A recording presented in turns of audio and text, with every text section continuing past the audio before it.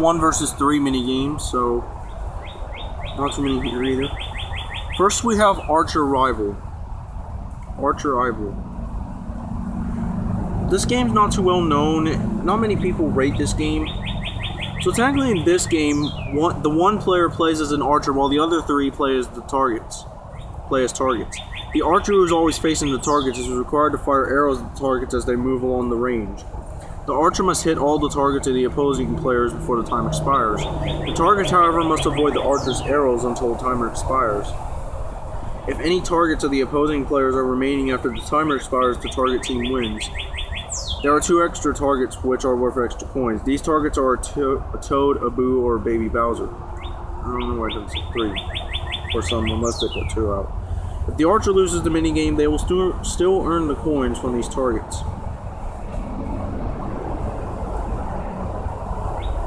So, it's a pretty good minigame. I like how this minigame is, with its way of trying to shoot him down and everything. So, it's a pretty good minigame. Pretty decent one. Next we have Bob-omb Barrage. This is another minigame most people don't rate often. So in this game, the one player is in a boat. He or she can move around. The other 3 players must hit that player with a Bob-omb. To win the minigame, either one of the 3 players must hit the other player with a Bob-omb, or the one player must survive the time limit for the minigame without being hit. Now, something I do like about this minigame is how the people who do that Luigi wins by doing nothing series, I like how that's set up, where they just stand there and it's just like, wow and everything. The AI is so stupid. It's a pretty fun minigame though, too. I like it for its good powerfulness and everything. Just to avoid getting hit and everything.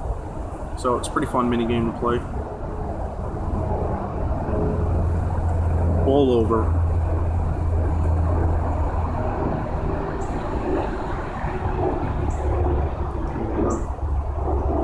I went to another thing.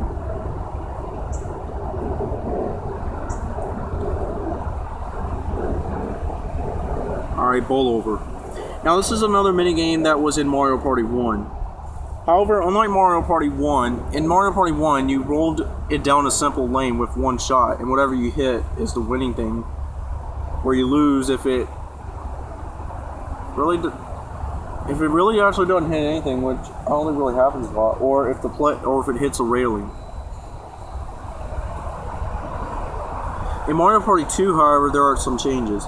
In this one, the single player has to knock all the other players to win, and the player has a chance to throw a second shell.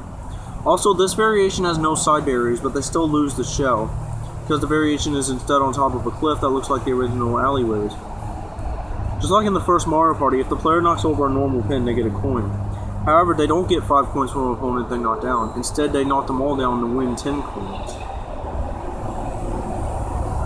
So, Bullover's second version of Mario Party 2 is pretty good. It's a good format, adding an extra shot and better chances to knock everyone down rather than just 1 shot. So, it's pretty alright. Next we have Crane Game, which I mentioned in Mario Party 1 as one of my mixed opinions on the minigames. In Mario Party 2, in this version of Crane Game, it takes place in an outer space type room. Crane operators are now required to pick up all the doll characters. Unlike Mario Party 1, where you could just pick up something and you get it, you can actually pick up a character in the first one as well.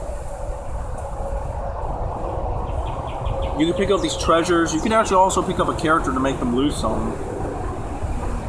So, yeah, in this one you actually have to pick up the opponents. And you must get them throughout the room in the given time limit. Some say this game's unbalanced because it's mostly on the one player side. But, however, there are instances where I've seen one of the team of 3 players actually get out of the one player's grasp, causing the game to end.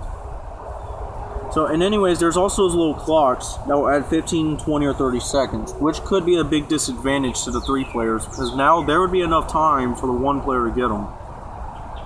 So the crane operator must drop the clocks and the dolls into the warp pipe that is located in the room. The doll characters must work together as a team.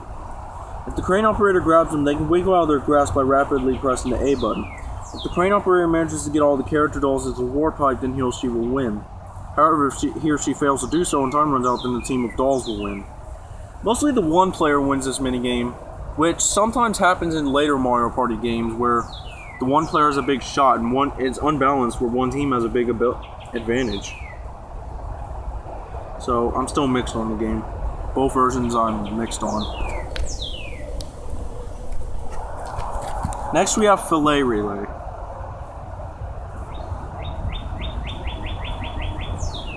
This is a pretty alright minigame. In this game, characters will be dressed as penguins and they must travel through a slippery path. The slippery path will be full of obstacles, winding turns, and Mr. Blizzards that toss snowballs.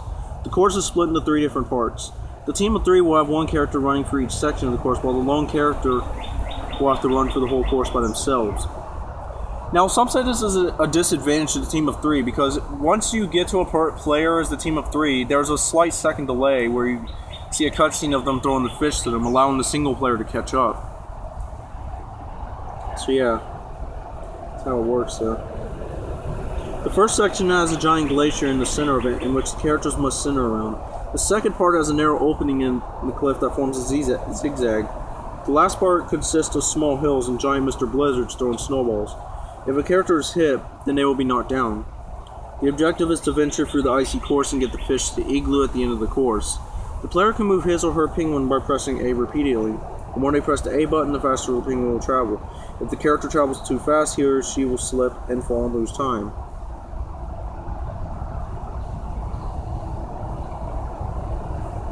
So yeah, technically that's what it is.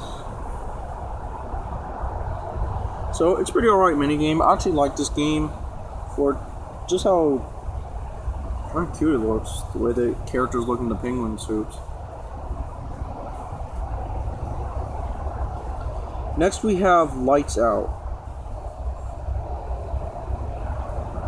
Lights Out is one of my favorite 1 vs 3 minigames in Mario Party 2.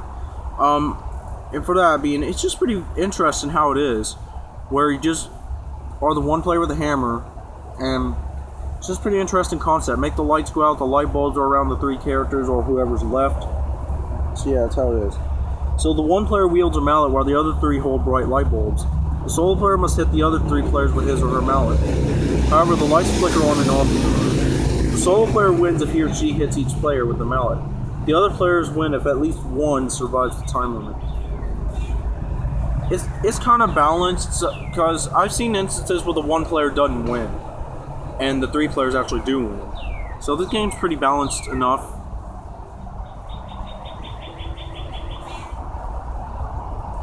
Next we have Look Away. Probably my most favorite minigame of the 1 vs 3 minigames in Mario Party 2.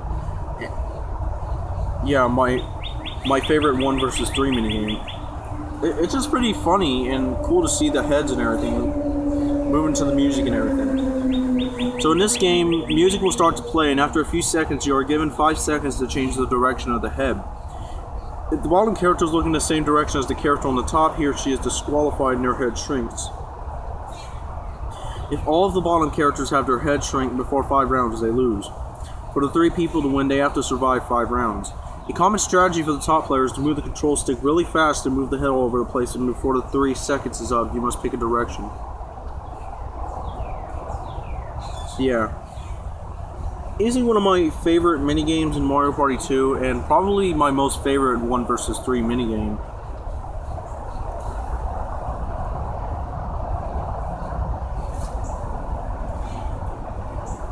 In Mario Party 2. Next we have Move to the Music.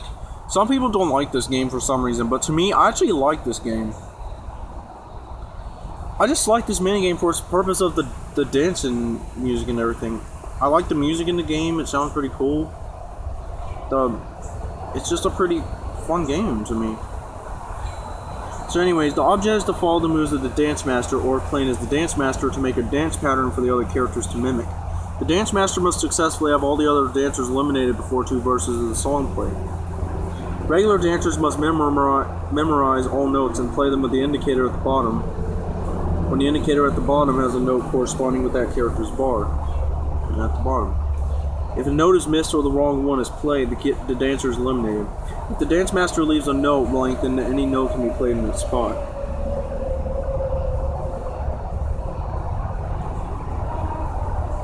So yeah, it's one of my favorite minigames in Mario Party 2.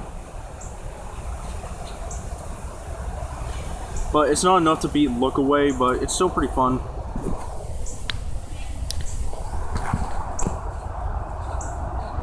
There's only a few left, so I can finish these. Alright, next we have Quicksand Cache. Not a lot of people rate this game. In this minigame, the lone character in a Bowser suit is required to spin the sand left and right to allow coins to fall into the center, while the other three characters must collect the coins before they fall into the pit. If a character falls into the pit in the center, then they are eliminated and cannot collect any coins. They will, however, still receive the coins that they collected before falling in. So yeah, it's a pretty alright minigame. It's not too much to say about it. It's just simple and everything. Just avoid getting put in the pit if you're the team of 3. So, it's just a simple little concept. That's what I'd say for this minigame. Next we have Rainbow Run. This is very similar to the game Tightrope Treachery in Mario Party 1. So in this game, the player is walking across the rainbow while the other 3 are trying to knock him or her off of it. So it's just the same thing. The 3 players have the cannons, try to knock the 1 player or stall them to avoid letting them cross the finish line. So it's the same thing, technically.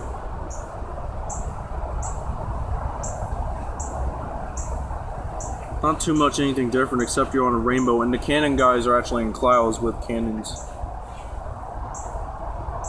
And finally, Shot, Drop, or Roll. Probably the most controversial 1 vs 3 minigame in Mario Party 2. Now, there's quite a bit of lists I've been seeing where this minigame was included on the worst lists. Now, I can see why. Because, one, the solo player can be an absolute crack. Well, I don't know what to explain it. The 1 player can sometimes act like a dick and everything. And he can just screw it around, act torturous, and torture the other players to eliminate them. So if you want to go for that way, then you have to be the 1 player. Otherwise, if you're a team of 3, you better know what you're doing. So anyways, characters are in a giant room that contains a giant turbine in the middle and a switch on top of a platform. At the bottom of the turbine is a giant electrical barrier. At the start of the minigame, 3 characters will appear on the turbine and 1 character will be operating the switch on top of the platform. The player that is operating the lever must try to knock the 3 players off the giant turbine. To turn the turbine, the single player must press up or down on the joystick. This will cause the turbine to spin in different directions depending on the direction the single character pulls the lever. At the same time, the 3 characters on the turbine must avoid falling into the electric barrier below. In order to do this, they must run into the direction the turbine is spinning. They can also jump to avoid falling into the electric below. The single player is 30 seconds to knock all 3 players below. If any of the team of 3 characters are remaining after 30 seconds, they will win. If not, the minigame goes to the single player.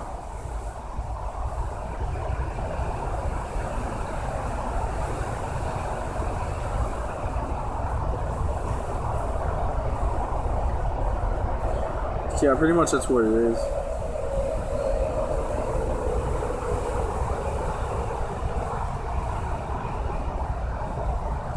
So those are the 1 vs 3 minigames in Mario Party 2.